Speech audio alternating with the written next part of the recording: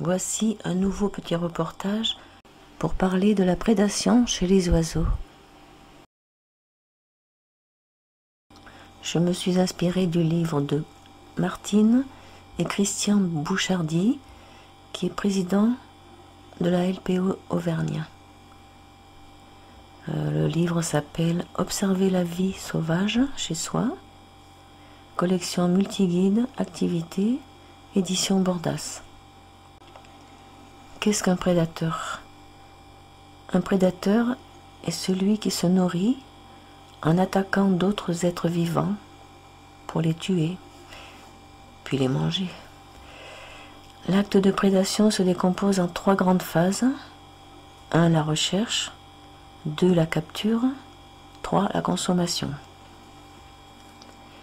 On va parler de la recherche. Elle comporte une part d'inné et d'acquis, ou appelé apprentissage. Dans ses premières recherches, le juvénile qui se heurte à des échecs repérera par la suite plus facilement les proies qui lui ont valu des succès au fur et à mesure. D'autant plus si cette proie est ou devient abondante.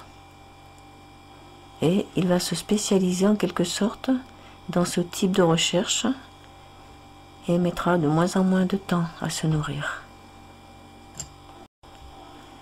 Car pour survivre, un oiseau doit dépenser moins d'énergie à la recherche et à la capture d'une proie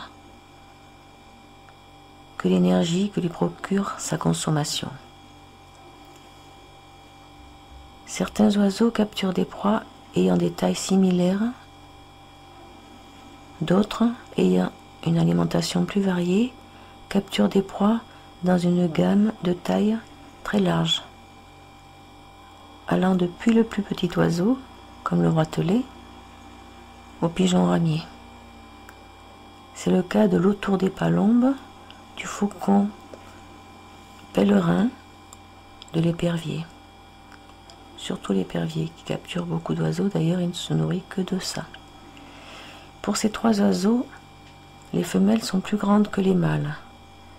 Et la taille moyenne des proies capturées par les femelles est très supérieure à celle des proies saisies par les mâles. La survie des prédateurs dépend pour beaucoup d'entre eux du nombre de proies disponibles. Donc les proies limitent le nombre de prédateurs. Sauf pour certains oiseaux comme la pie ou la corneille, qui mangent d'abord ce qu'ils trouvent en abondance avec facilité. Certains peuvent modifier complètement leur régime alimentaire lorsque leur principale ressource disparaît brutalement. C'est le cas par exemple du goéland argenté. Et les autres sont forcés de migrer s'ils ne veulent pas disparaître. Migrer partiellement, donc pas tous les individus d'une même espèce migrent, soit entièrement. Exemple d'une prédation qui montre bien l'impact de ce lien proie-prédateur.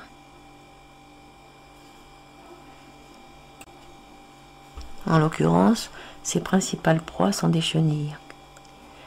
Il faut prendre en compte plusieurs facteurs. 1. L'étendue du territoire de chaque mésange. 2. Le nombre de chenilles qui s'y trouvent. 3. La quantité de prélèvements effectués par cette mésange.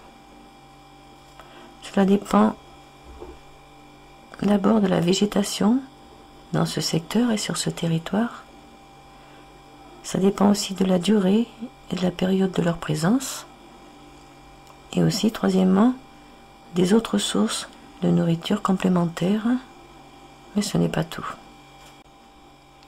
Car d'autres animaux ou oiseaux peuvent prélever des chenilles à cet endroit aussi, sur le territoire de notre mésange bleu, sachant qu'elle aura éloigné les autres mésanges bleus, sauf sa partenaire ou son partenaire.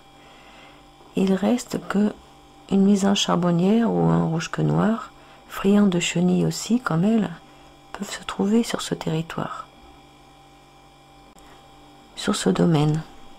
Et puis, les petites mésanges bleues juvéniles vont arriver à l'âge adulte. La population grandit, mais y aura-t-il assez de chenilles?